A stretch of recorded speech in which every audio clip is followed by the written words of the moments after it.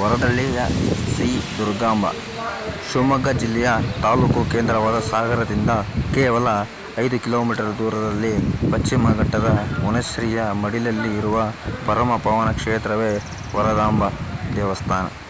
ಆಡು ಭಾಷೆಯಲ್ಲಿ ವರದಳ್ಳಿ ಎಂದು ಕರೆಯುತ್ತಾರೆ. ಇಲ್ಲೇ ಶ್ರೀ ದುರ್ಗಾದೇವಿ ಸನ್ನಿಧಿ. ಈ ಸ್ಥಳಕ್ಕೆ ವರದಳ್ಳಿ ಅಥವಾ ವರದಾಪುರ ಎಂಬುದಾಗಿ ಕರೆಯುತ್ತಾರೆ.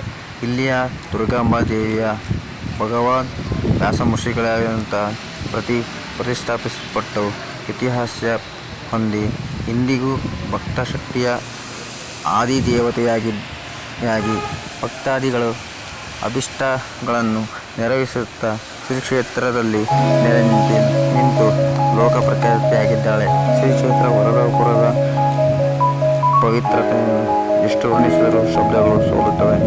ಪ್ರಕೃತಿಯ ಸಾಕಾರ ದೇವತೆಯಾಗಿ ಇಲ್ಲಿ